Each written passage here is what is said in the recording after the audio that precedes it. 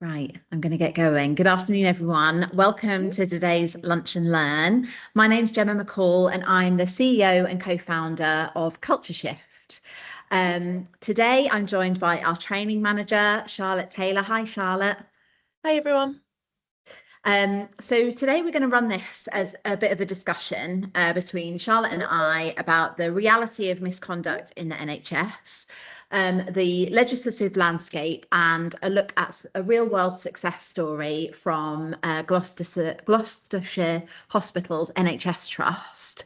As you know, this was supposed to be being shared by our colleague Laura Searles from Gloucestershire Hospital's NHS Trust, but unfortunately this morning she's been called to an unavoidable meeting, so I and Charlotte will be sharing the information that she was going to present to you today. So to kick us off, for those unfamiliar with Culture Shift as an organisation, we are a tech for good company committed to ensuring that workplaces and study environments are safe, supportive and inclusive. We support over 100 organisations, including many NHS trusts, safeguarding over 3 million individuals. And we do this through our report and support technology, which is an online reporting platform that is designed to remove barriers to reporting, and through our culture transformation, which consists of training and strategic support to drive culture change. So to begin with, we're going to give some context to this very, very timely discussion. We've all seen the 2024 NHS staff survey results, which were published last year. And whilst there are pockets of improvement, the picture here remains stark. So we know that 3.66% of staff reported experiencing unwanted sexual behaviour from colleagues, and 8.82% experienced it from patients or the public. And when we look at bullying and harassment, 9.46% of staff reported experiencing this from managers. Now, Charlotte, you're on the ground delivering training constantly to many different organisations. Do these numbers surprise you at all? So sadly, they don't really come as a surprise. From talking to people working on the ground in different NHS environments, I'm not sure that these figures come as a huge surprise to a lot of people. So these statistics are really useful to evidence a persistent cultural challenge for the NHS. And whilst this kind of survey data is vital, we know that these figures often represent just the tip of the iceberg. Unfortunately, we find that there is a real mistrust internally in the NHS, and people don't speak up about all of their experiences of harm internally. And external research often tells a more realistic picture. So, for example, some research by Surviving in Scrubs found that 91% of female doctors reported sexism in the last 2 years. And Surviving in Scrubs are an external organisation to the NHS who are working to tackle sexual harassment in the NHS. So looking at this data, the statistic that really stood out to me was the reporting gap. So the survey shows that only 54% of staff who experienced harassment or abuse in the workplace actually reported it. So that's nearly half of all of incidents that are happening going unreported. Gemma, from your experience talking with senior leaders and boards, do you think that they fully grasp the silence gap, or are they still relying quite heavily on the reports that do come into them? Yeah, I think this is a really vital and critical question that we really need to get to the bottom of. And I think that, the national context that we're operating in here is really important, because we're operating in an environment where there is a real lack of money. There are so many competing priorities. If we look over the last couple of years, we've had different governments with different priorities, and so bearing all that in mind, you can understand how they're being reactive rather than proactive. And I think a lot of them are kind of looking at their kind of grievance logs, sort of see a relatively low number and assume that no news is good news. But the thing is about that 54% statistic, low reporting does not mean low incidence. It just means low trust in the organisation and massive hidden risk. If a workforce, nearly half your workforce, doesn't feel safe enough to speak up, you're basically flying blind regarding the safety of your culture. And the thing is, the stakes are really high within an NHS organisation, because that silence is dangerous, not just for staff wellbeing and for reputational damage, but for patient safety too. And ultimately, that's why we all, come to work every day, to make sure that we get positive patient outcomes. So, I just think that their attention isn't on it enough, and that's the real problem here. Yeah, and I think there is some good news when we're talking about the legislative landscape around these issues. The pressure isn't just ethical or moral anymore on employers. It has become legal, and particularly more legal in the last couple of years or so. So we have the NHS Sexual Safety Charter, but we do also have the Worker Protection Act now, which came into effect back in October 2024.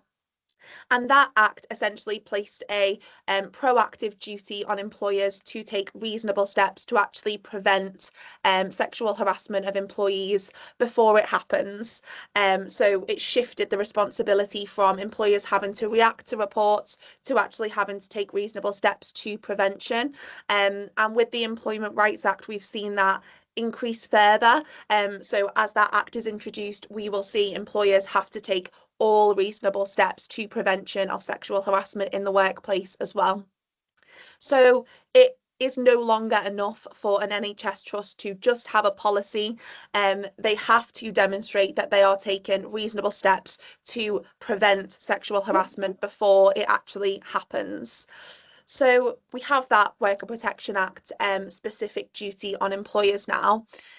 Gemma, in your experience, are you seeing that piece of law change the tone of conversations that you're having with boards and senior leaders? Are they feeling that shift in liability and taking action? I mean, I think it has sharpened the mind significantly. Under old Equality Act rules, a trust may have argued that they weren't liable because they had a policy on the internet.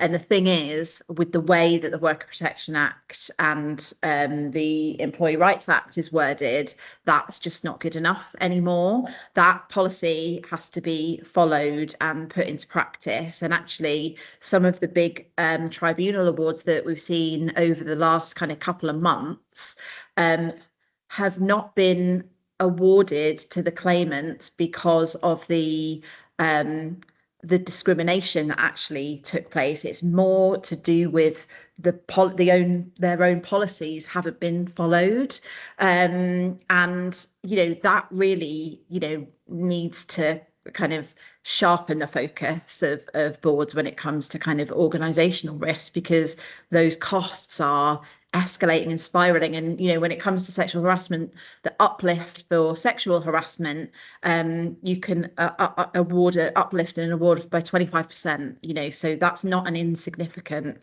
amount financially.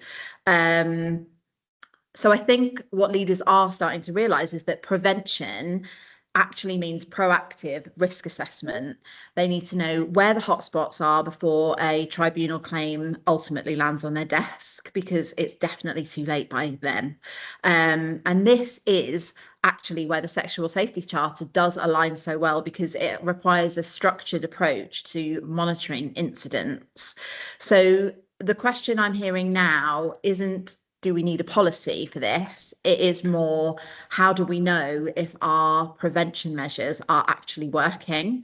So it's great that we now have a legal duty to prevent harm, but we do have a workforce that is still largely silent.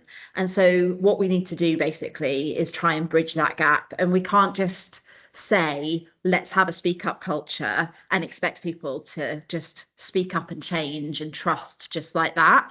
It takes work, it takes real graft, and it takes a fundamental change and a shift into the approach that have kept that 54% silent.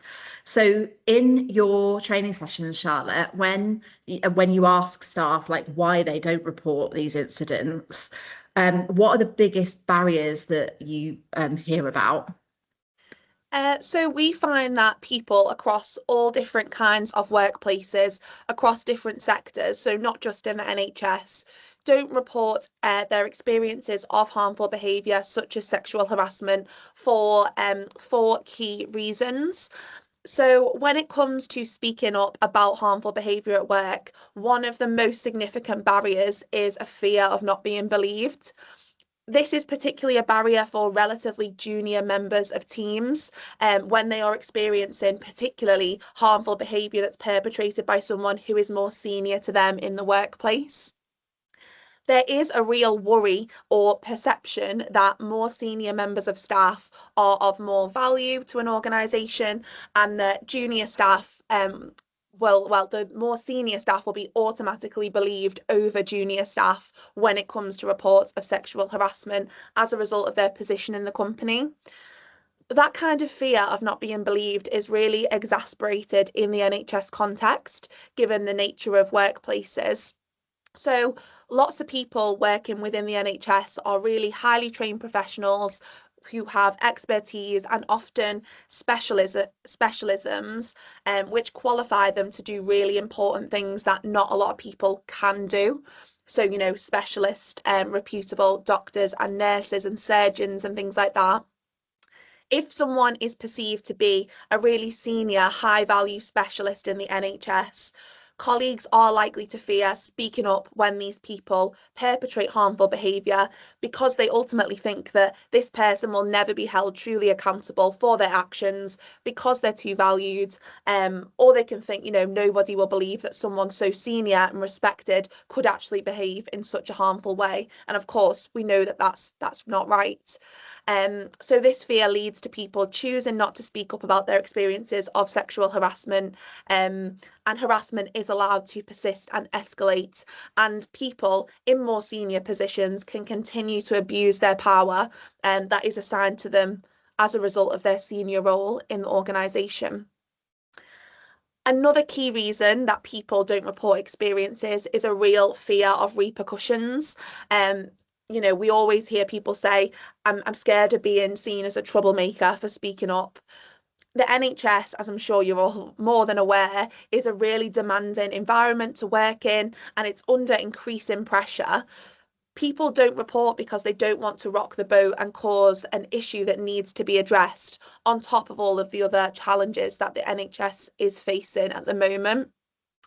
But the reality is that in environments where sexual harassment is enabled, people aren't going to be as productive or motivated as they would be in a really safe and healthy working environment.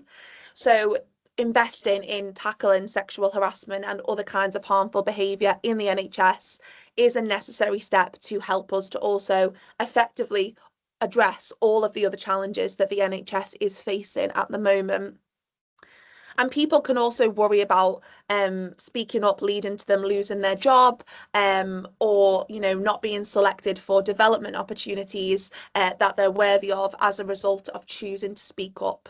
Yeah, and I think also, so obviously the person who wants to speak up about something fears that speaking up will lead to them losing their job, but also, a bigger kind of barrier is that, and something that's really kind of live and at play within the NHS is people who are experiencing harmful behaviours generally just want the behaviour to stop. I'm speaking very generally here, but they want that behaviour they want the person to be made aware of it, and they want that behaviour to stop.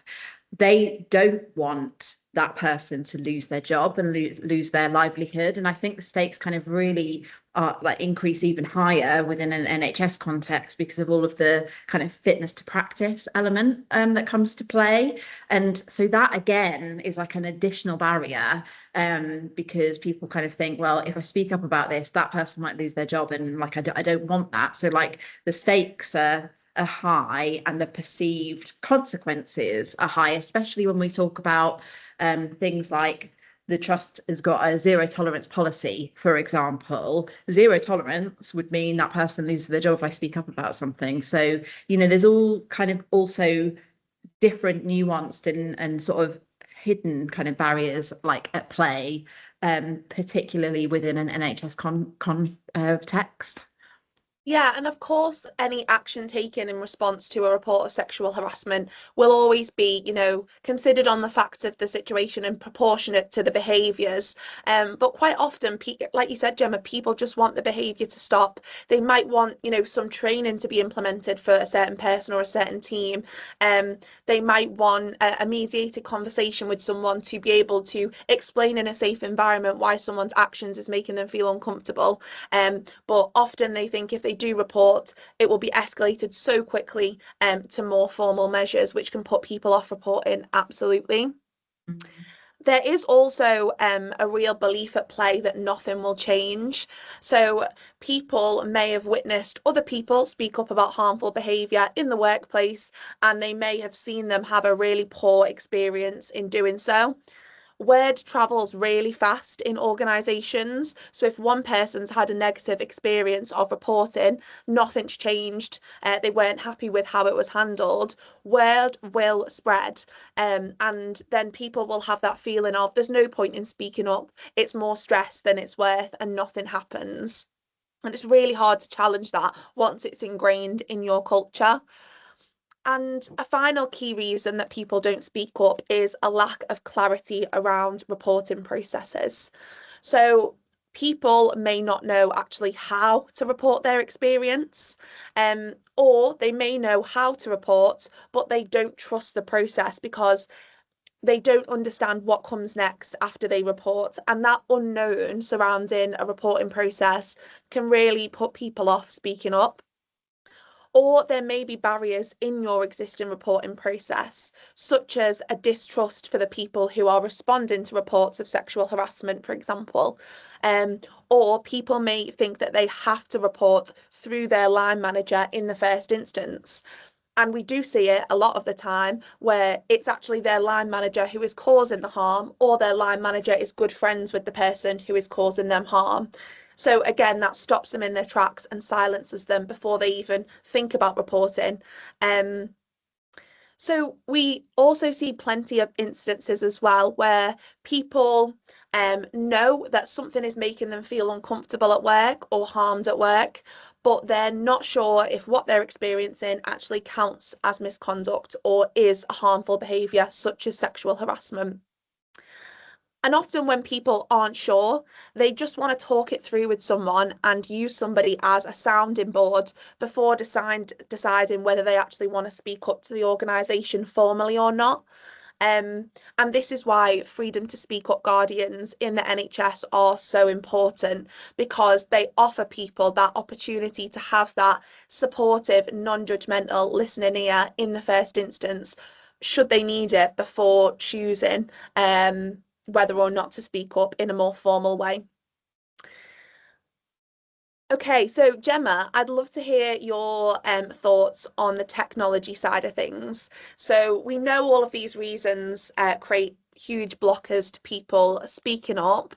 How does a platform like Report and Support actually work to dismantle these barriers in a way that perhaps reporting directly to HR in an email or reporting directly to a line manager can't? Yeah, it's a really good question. I think the thing is, it comes down to agency and anonymity, and standard reporting routes just often demand everything from the person who's experienced the harm immediately. So their name, a formal statement, a meeting, and often, given like the barriers that we've spoken about, that's terrifying. Like often it's scary to say what it is that you've experienced out loud to another person, because you're still kind of processing what it is potentially that you've experienced. And what technology allows is it can break down that barrier by offering a truly anonymous reporting route. So it allows someone to say, this happened, I want you to know, but I'm not quite ready to reveal who I am yet. So that anonymity means that you hear more information and you start to understand what that kind of hidden behavior is, that needs to be brought to the surface so that the organization can take those proactive steps to tackling the behavior.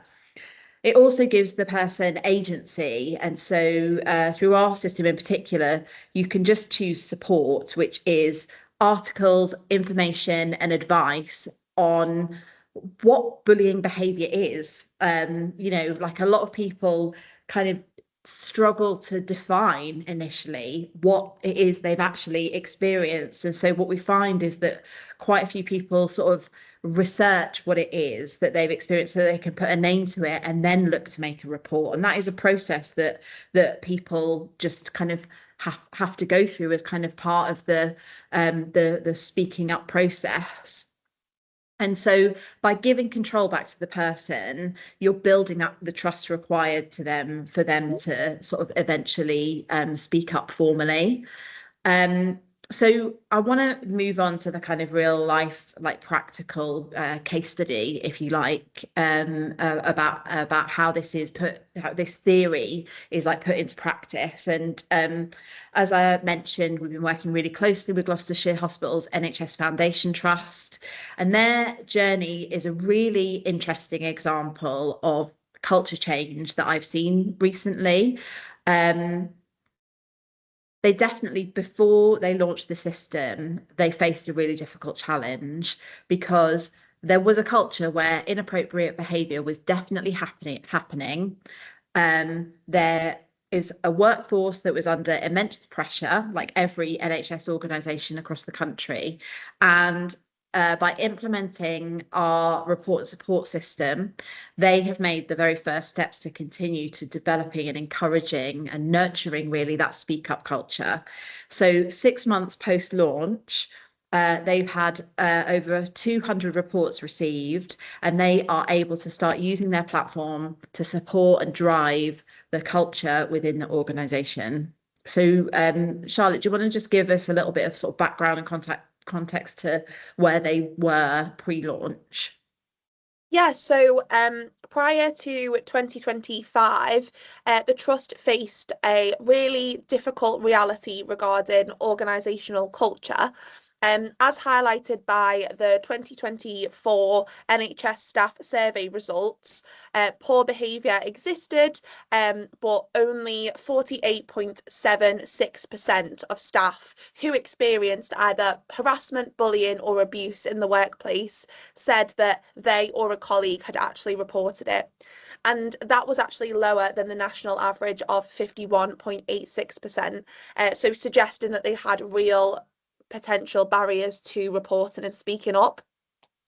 And the Trust knew that they needed to shift from a punitive, silenced culture towards a more restorative and learning culture. And they actually used those words, which I think were great words to use. They wanted to resolve issues within teams and within their community where it was possible without needing to escalate everything to that automatic escalation to response that we typically see. But of course, they wanted to do that whilst strictly protecting staff and patients as well, so prioritising safety. However, the operational landscape was hostile to new initiatives. So the Trust was actually facing a headcount reduction of 150 non-clinical posts. And there was also a recruitment freeze causing a 4-month delay to the launch of the new system. Approvals for any new processes, of course, had to navigate the People and OD Committee, the Staff Experience Board and EDI Steering Group. So there was lots of things to kind of push through. And existing roles had to absorb the extra work associated with managing this new system. So, they had a huge kind of wealth of things to deal with when thinking about introducing the report and support system. Yeah, but I think it's like really interesting that it was still kind of a strategic priority for the organisation and that they persisted getting through all of those things. I think even as well, even though getting through all of those different boards can often seem like hurdles or barriers to overcome, it's so important to have the buy-in for all of those different kind of committees. So just to go over them again, it was the People and OD Committee, the Staff Experience Board, and the different EDI steering groups. So that's a lot of people and a lot of approvals, but to have buy-in like into the system at that very early stage from all of those different stakeholders is like a really important way to kind of set the scene, set the intention, and really kind of start that work. So then the trust partnered with us to implement report and support, but they adapted it for their strategic goals. So, for example, they branded the platform Report, Support and Learn. And I think that kind of little additional word, learn, like really sets the intention for the positioning of what this is. They are, in using that word, they are explicitly tying the system to organisational learning rather than complaint logging. Obviously, complaints do come through the system, and ultimately some things that are initially disclosed through the system will go to a formal complaint or grievance and escalate to that. But where we're positioning this and where Gloucestershire are positioning this is really, at the proactive kind of preventative informal stage of things before it escalates to that formal stage. And so, what this also allows is the fact that this frames this initiative as a direct response to the feedback that had come through from the 2024 staff survey. They are saying to the organisation, we want to close the loop on staff feedback. Listening to feedback from other organisations in relation to not having report, support and learn as a branch of HR was a real key sort of like learning kind of for this trust, because they had heard from other organisations that if it is just kind of another route to report into HR, then there is kind of a bit of an inherent distrust of HR, and so therefore it won't get used. And so it's not just that, like sometimes the reports can go to HR under certain circumstances, and the reporter's expectations are managed around when it will be escalated and when it won't be. But I think positioning it outside of HR is like a really key learning to kind of take away from that, and I think goes to why they have received a good level, a healthy level of reports and disclosures. And so just to kind of talk a little bit about how this system works and what the reporting pathways are. You can either report anonymously or you can report with your name. So when you report with contact details, we're just kind of sharing their process map here, which is available and signposted like across their system. It goes into a triaging. So when you report with contact details, it goes into a screening framework and a risk assessment checklist, which is checked Monday to Friday, during working hours. And then basically the most appropriate manager is identified to respond to that report. That allows them to triage the report, review it, and then an information pack is always provided to the manager who is responding to the report. And we'll talk about that a little bit more later. So then they contact the reportee and like talk about the preferred method of discussion. They have that initial discussion, and they really it's very kind of reportee led, and so they will understand how they want to they want their report to be handled further. So either someone wants to kind of take steps to resolve it, or they want to escalate it. So if there are no informal steps to resolve things, then the issue is marked as resolved, and that kind of report is used as trend analysis to then improve organisational learning going forward. If not, then the manager initiates the case management assessment process, and they informally resolve the issue. So that's if a case is reported with contact details. If it's an anonymous report, then the report is filed and then reviewed if there's not much detail, or if there's no detail provided that means that they can take any immediate action. That then gets closed and used for trend analysis. If a report is filed and information is disclosed within that report that requires action, then the organisation will take the necessary steps and escalate that accordingly.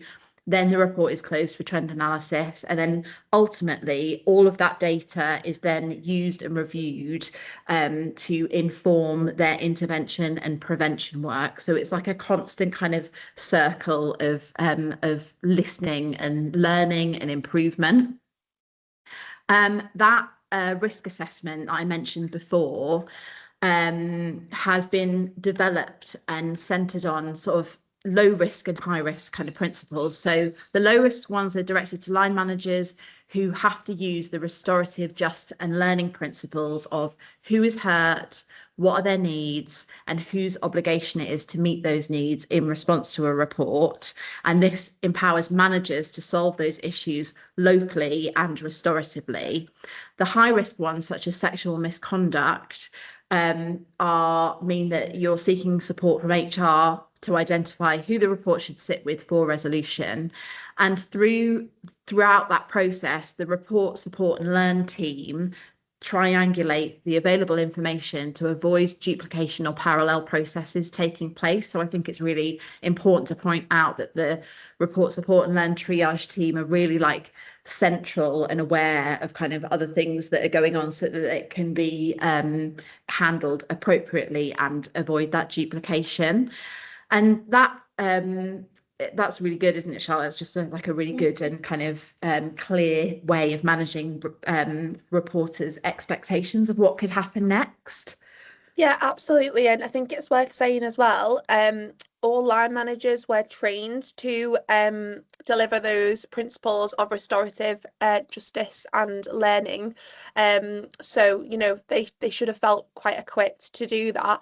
And yeah, that transparency and clarity around the process that NHS Gloucestershire have built is going to go a long way to building the trust of people in their organisation.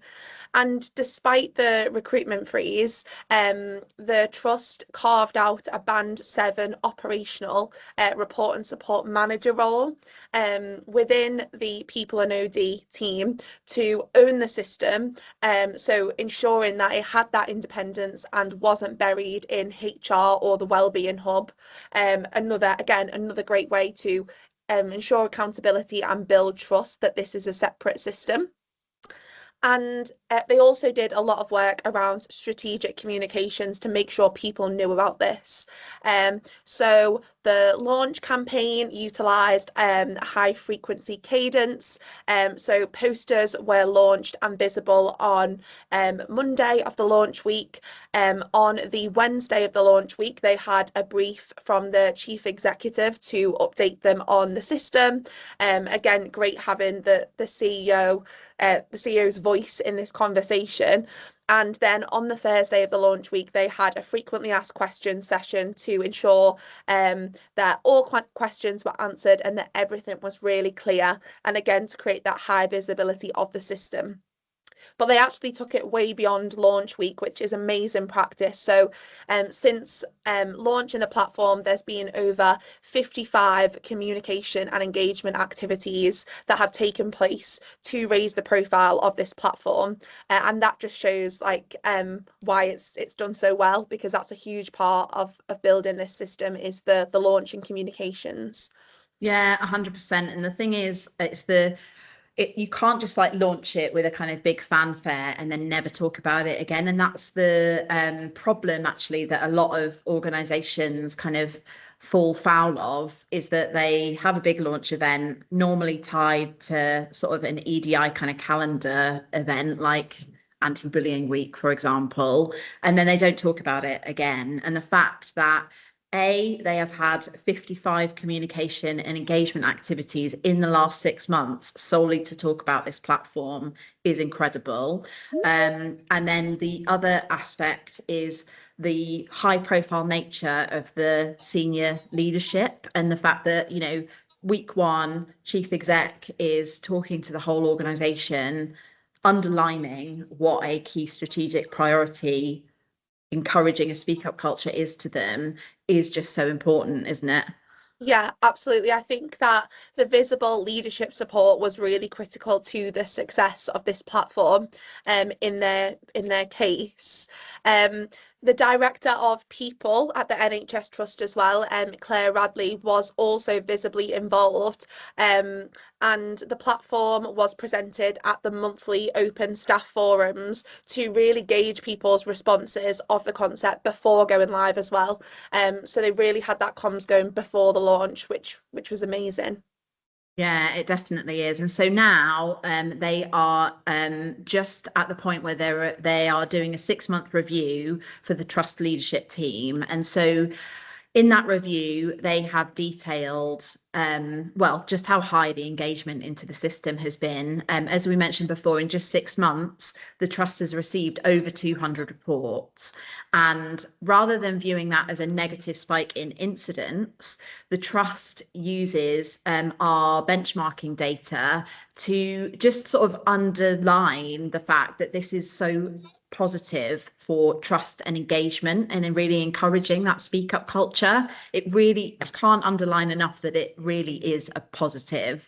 They are going beyond what has been mandated by legislation and regulation, and they have, they're now starting to kind of chip away at that kind of, 48% of people who didn't speak up when they experienced or witnessed incidents, to getting a really clear picture in the last 6 months of what behaviour is happening, where those pockets of behaviour are happening, and taking a restorative and proactive approach to tackling those things.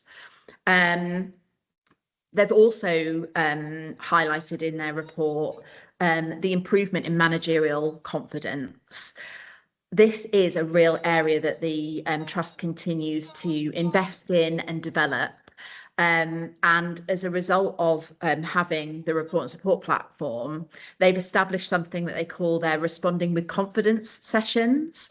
And that allows managers, so managers can basically book onto these sessions to help them, support them in their response to a report that they've been assigned to the platform.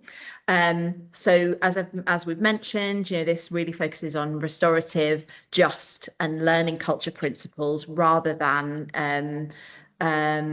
the different, like punitive, sorry, that was the word that I was looking for. And I think that really makes a massive difference, doesn't it?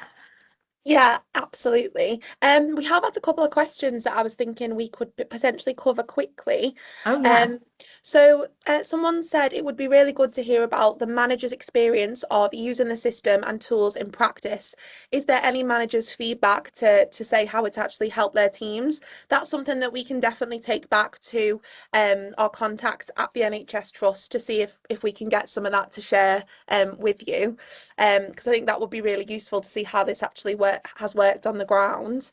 Yeah, definitely. And I know Laura's not here, but I think the responding with confidence sessions that they hold regularly, that's like in response to, right, we've launched the system. They did an initial training program, but now they are regularly holding those responding with confidence sessions to keep that, maintain that confidence within line managers, because it's hard, isn't it? It's hard having these conversations. Especially for really busy people. And someone else has asked, could I ask if you offer advice and guidance to a trust if they're considering having this system? Yeah, absolutely, we do. So we can reach out to you after this session to speak a bit more about that. And someone's asked about how this aligns with the existing incredible work that Freedom to Speak Up Guardians are already doing. Absolutely, like Freedom to Speak Up Guardians could act as a responder on the platform. So, a report could come in that says, I think I might have experienced this. I want to speak to someone about it. That report can then be directed to a Freedom to Speak Up Guardian. So it's just another way for them to be able to approach you for that sounding board, supportive conversation. So yeah, I think the system really well aligns with existing work. Yeah, and in one of our other trusts, I think this is like a future development that they're going to add to Gloucestershire Hospitals NHS Trust one, but within Bath NHS Trust, it is like the Freedom to Speak Up Guardians use this system day in and day out to help them manage and triage and understand reports, and so it's a huge kind of it's a huge route in to a guardian, and like that's really important to flag, definitely. Yeah, and I think there is more requests to share exactly what skills are being taught in those manager sessions. So we will look into that for the follow-up as well to today's session. So just a couple of key takeaways then from today's session before we finish up. I think risk assessment is central to success in this work. So by assessing every report that comes in, you can ensure that every report is correctly understood, make sure that your organisation has the appropriate level of response, and it's overseen by the right people. And this will really enable that consistent approach to reports that really builds trust within your organisation. High numbers of reporting should be celebrated as a good sign of engagement and trust within your system. And we do some benchmarking against other trusts at Culture Shift, so that can really help to calm any leadership anxiety around a high level of reports. We can let you know how your reports are measuring up against other trusts. Yeah, and I do think it is the reframing of it that no reports is dangerous, and like, because if you're not getting any reports, then there is definitely risk that you don't know about, that is sitting kind of waiting to happen, basically. Yeah. And it's as like we see the legislation now, and it's not enough to let people stay silent, and that doesn't amount to reasonable steps to prevention. And yeah, we'd also, I mean, there's a lot of interest in the chat about the manager training, and that's great. I think that this restorative over punitive approach that Gloucestershire have taken is really one to look at as you approach this kind of work. Definitely. The thing is, silence is just not a strategy. That's basically what it all boils down to. You have to be able to build a data back proof that you are actively managing risk rather than just ignoring it. So to summarize, the key kind of takeaways: silence is real. We can't ignore it. Years and years of NHS staff survey results have said and proved to us, but 2024, the data shows that 54% don't report. We can't rely on no reports as a signal of safety. The work prevention is now legal and mandated. Worker Protection Act, Employee Rights Act, your PSED obligations, many different elements of legislation support you to make sure that this work is being done by your trust. And then, yeah, framing the system around learning definitely helps overcome the fear of the consequences and the barriers that Charlotte mentioned before. So thank you so much for being with us today. Thank you, Charlotte, for all your insight and everything. And it was really, really great to do this lunch and learn with you. And we hope to see you again soon. Thanks, everyone. Thanks.